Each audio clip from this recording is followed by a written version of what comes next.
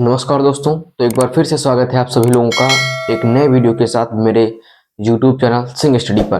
तो ये वीडियो बहुत ही इंटरेस्टिंग होने वाला है। 12th क्लास की फिजिक्स का जो इम्पोर्टेंट है गॉस की प्रमेय, ये कई बार बोर्ड एग्जाम में पूछा गया है और आने की संभावना भी है। तो हम उन ताओं या डेरिवेशन के बारे में डिस्कस करेंगे जो कि बहुत ही इंपॉर्टेंट है।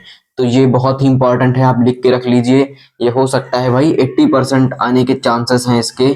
ये पिछले वर्ष के आप बोर्ड पेपर उठा के देख लीजिए, बहुत ही बार पूछी गई है, बहुत ही इंपॉर्टेंट है। तो क्या है गॉस की प्रमेय? किसी बंद पृष्ठ से गुजरने वाला वैद्युत फ्लक्स यानी फाई ई उस पृष्ठ पर लगे कुल आवेश का इप्सिलॉन नॉट 1/एप्सिलॉन नॉट गुना होता है। यानी क्या है, वैद्युत फ्लक्स फाई ई उस पर गुजरने वाले भाई कुल आवेश यानी क्यू इनटू क्या बता रहा है 1/एप्सिलॉन नॉट गुना होता है, यानी 1/एप्सिलॉन नॉट। आप इसको चाहें तो ऐसे लिख सकते हैं Q/एप्सिलॉन। अब ये हो गई भाई गॉस की प्रमेय। अब इसको सिद्ध करने को दे देता है, ये आपसे 5 या 6 नंबर में पूछता है। तो इसको सिद्ध करेंगे फाई क्यूपान एप्सिलॉन कैसे आएगा। तो वीडियो में इन तक जरूर बने रहिए और जो लोग नए हैं वो लाइक जरूर कर दें और सब्सक्राइब कर लें चैनल को। तो आइए बढ़ते हैं आगे, फिर देखते हैं। हमने मान लिया एक गॉसियन पृष्ठ है, यहाँ पर आपको बता देते हैं, अगर आप इसका फिगर समझ गए तो कोई दिक्कत नहीं होगी आपको। ये कोई गॉसियन पृष्ठ है, यहाँ पर कोई बिंदु है, मान लिया इस पर प्लस क्यू आवेश है, इतना समझ गया आप, आपको दिख रहा है। तो यहाँ पर बिंदु ओ है।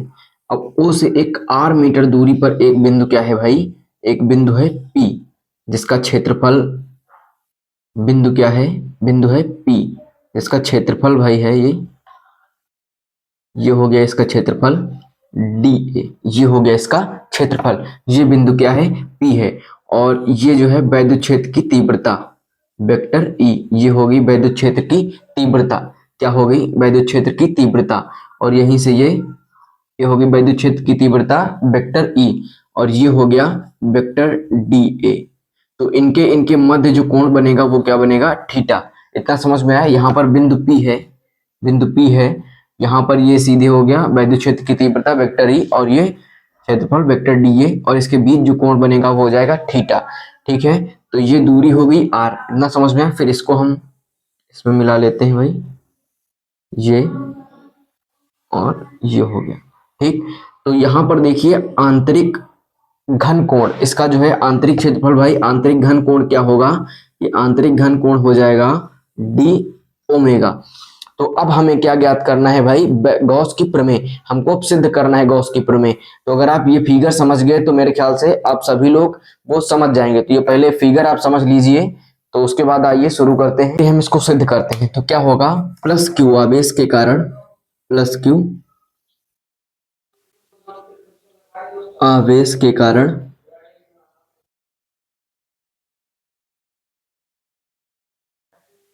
उत्पन्न वैद्युत क्षेत्र की तीव्रता,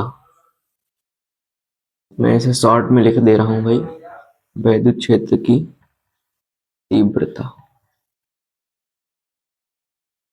तो क्या हो जाएगी वैद्युत क्षेत्र की तीव्रता, तो E equal to 1/4 pi epsilon naught into Q/r²। ये हो गया वैद्युत क्षेत्र की तीव्रता। फिर क्या है भाई, D यानी क्षेत्रफल के कारण बिंदु O पर, बिंदु O पर बनाया गया, ये देखिए इसके कारण बिंदु O पर बनाया गया घन कोण डी ओमेगा है, बनाया गया घन कोण डी ओमेगा है। तो क्या है भाई, डी ओमेगा इक्वल टू क्या हो जाएगा, D A cos theta upon r²। ये हो गया, ये बात आपको ध्यान में रखनी है भाई।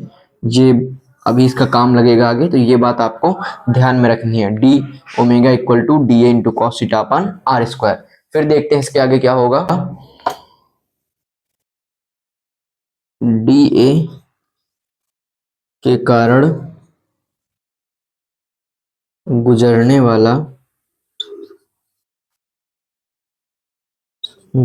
वाला वैद्युत फ्लक्स, जिसको हम लिखते हैं फाई ई से। तो इसको क्या होगा भाई, डी ए के कारण। तो डी ए के कारण होगा तो भाई क्या हो जाएगा, डी फाई ई। क्या हो जाएगा, डी फाई ई वैद्युत फ्लक्स।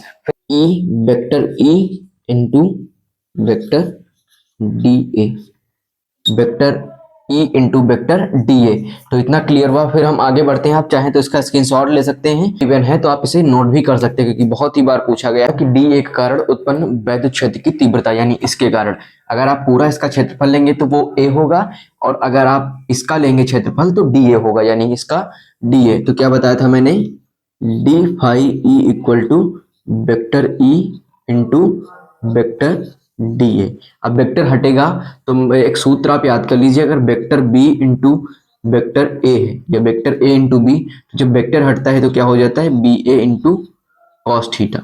यहां पर क्या हो जाएगा, वेक्टर जब हटेगा D phi E equal to E into D A into cos theta. क्या हो गया, कॉस थीटा। अब आप ध्यान में रखिए भाई, ई का जो है वैद्युत क्षेत्र की तीव्रता मैंने पहले बताया था क्या होता है, 1/4 पाई इप्सिलॉन नॉट। मैंने पहले ही आपको बताया था क्या होता है वैद्युत क्षेत्र की तीव्रता, 1/4 pi epsilon naught into Q upon R square into D A cos theta. D A cos theta क्या हुआ, डी ए कॉस थीटा। फिर इसको हल करते हैं आगे हम। तो देखिए ये हो जाएगा Q upon 4 pi epsilon naught into D A cos theta, D A cos theta upon R square. अब देखिए मैंने इसका मान आपको भी बताया था, ये होता है डी ओमेगा। डी ओमेगा मैंने बताया था कितना होता है, D A cos theta upon R square. तो इसकी जगह पर हम क्या रखेंगे, डी ओमेगा, यानी D phi E equal to Q upon 4 pi epsilon naught into क्या हो गया, डी ओमेगा। अब ये कितना ज्ञात हो गया, ये हो गया डी ए के कारण भाई वैद्युत फ्लक्स। अब संपूर्ण पृष्ठ का वैद्युत फ्लक्स जब ज्ञात करेंगे, यानी ए के कारण, क्षेत्रफल ए के कारण जब पूरे संपूर्ण पृष्ठ का करेंगे तब क्या हो जाएगा।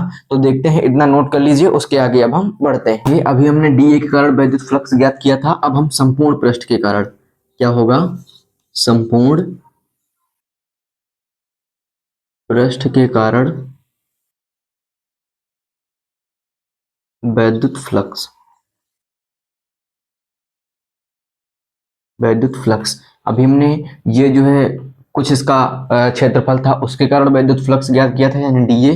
तो क्या हो गया था, D A D phi E. अब जब संपूर्ण पृष्ठ ए के कारण यानी क्षेत्रफल उसका ए होगा, तो ये क्या हो जाएगा, वैद्युत फ्लक्स फाई ई इंटू क्या बताया था मैंने कि Q upon 4 pi epsilon naught into, जब ये संपूर्ण पृष्ठ होगा तो ये इसका समाकलन हो जाएगा घन कोण का। तो मैं बता दूं आपको यहाँ पर कि इसका जो समाकलन होता है डी ओमेगा का, ये होता है 4 पाई। क्या होता है भाई, 4 पाई। ये आप चाहें तो नोट कर लीजिए।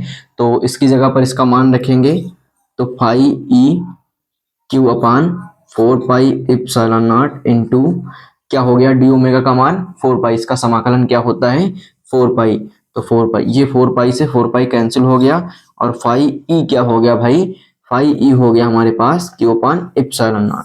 यानी मैंने आपको बताया था यही आपको सिद्ध करना था। तो मेरे ख्याल से आप सभी लोग समझ गए होंगे, और अगर आपके पास कॉपी पेन हो तो आप इसे नोट कर लीजिए, क्योंकि बहुत ही इंपॉर्टेंट है गॉस के प्रमेय। तो आज के लिए इतना ही, मिलते हैं आपको अगले वीडियो में। तब तक के लिए राधे राधे, जय श्री कृष्णा।